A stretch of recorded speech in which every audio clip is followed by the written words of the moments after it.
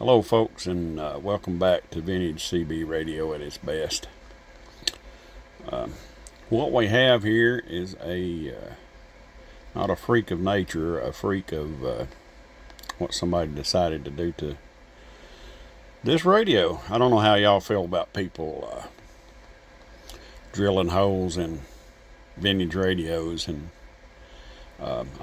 literally, technically, they bought it. I guess it's theirs to do what they want to with it, but I just hate to see stuff like this, and I'm not knocking people that want to do it if it's their equipment, but, drilling holes in a radio, especially, they changed some crystals out to add some channels to this radio, and these radios are very, very hard to hook a VFO to, for the simple fact that you have a VFO for your receive, and you have a crystal for your transmit. So that means you're going to have a VFO for each one, which makes it difficult. So, they could have put a switch in the back. These cabinets and these things had holes in the back. You're never going to guess what this is. This switch right here. Listen real close. That's right. It's a Browning ping. A cheap man's Browning. The way they did it is nothing but a feat of amazement. Let's see if I can get it turned on around here without getting bit. Get my pointer here. This is a homemade circuit board with a ping capacitor, 2 relays, and I haven't took the time to trace it. This is a friend of mine's radio. He sent 2 of them with me the other day. I have one of these Titan 2s myself that's missing the channel 12 crystal, and he wanted me to check both radios out and get one of them going for him if possible, and keep the other one for parts. Unfortunately, this one has the channel 12 crystal, the other one don't. But you can see they've added a crystal here and here, and these 2 crystals are gone. It has some missing channels. I'm not sure what they've done. If it was mine, and I'm not sure what he's going to want to do, but I take all this garbage out. The switches are what they are. Also, there's an extra capacitor here, and I'm not sure why they did that.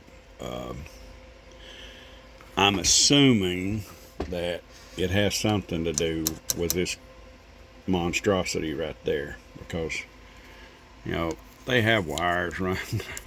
Like I said, I've said it before in some of my previous videos. People that modify these radios, you don't know what all they've done to them. And the bad thing about this is sitting right over 2 tubes, 1 or 2 tubes, and one of them is an AX7 tube, which is they're not cheap anymore. And this is absorbing all that heat off of it. They've got it far enough away from it that it's probably not hurting it, but still, a really nice radio. And if it wasn't for these holes in the front, you could take all that stuff out if they'd put them in the back of the case where they didn't have to drill any holes in it, and put the crystals back in it, realigned it, and had yourself a nice old vintage radio. Now you have a Frankenstein monster. What I did see that was very interesting, not very interesting, I may have thrown it away, but on the other radio, these things have a 2-prong power cord in the back of it. I'm not going to turn it around and unplug it because it's turned on. It's hot. But a lot of times when you buy these radios, the power cord don't come with them. They get unplugged and they get lost over time. They were in people's collection, and they get put away. The cords get lost on them. The other radio had a cord on it, and I noticed that it was all taped up. And lo and behold, what they had done, they had took an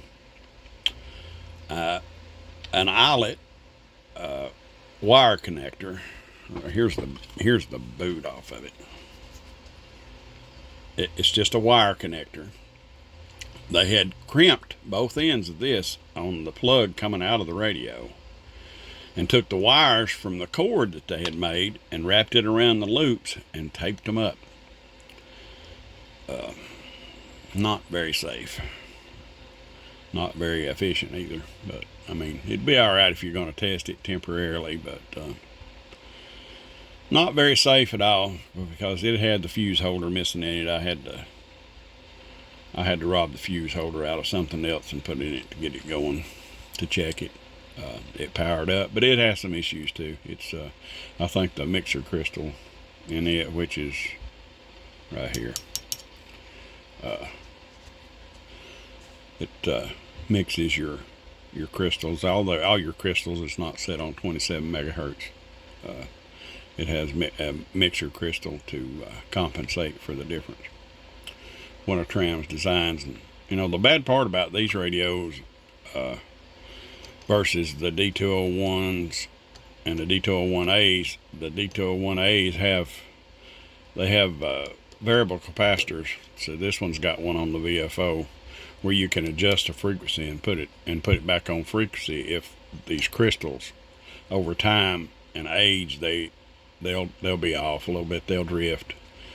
And in the D201s and the D201As, you can line them back up because it actually has variable capacitors for every crystal, where this one only has it for the VFO. There is some adjustments that you can line them up, but you can't. If you have a crystal gone bad, for instance, my Titan 2, it has the channel 12 crystal that's bad in it. It actually transmits on the channel 11 frequency when you key it up. That's how far off it is. And, you know, there's no way to compensate for that. But anyway, thought I'd do a short video on this one. Nice radio. Was. Nah, it's a poor man's Browning. Battery, with a Tram badge on it. It still has a Tram audio. It transmits very well. Does a good job. Got some killer audio on it.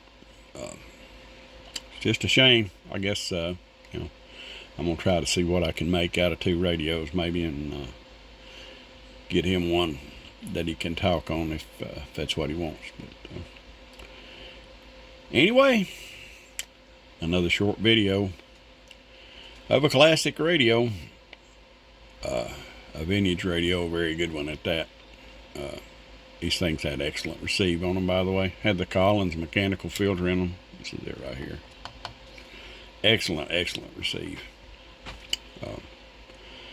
Anyway, good evening, folks. This will be my last one for today.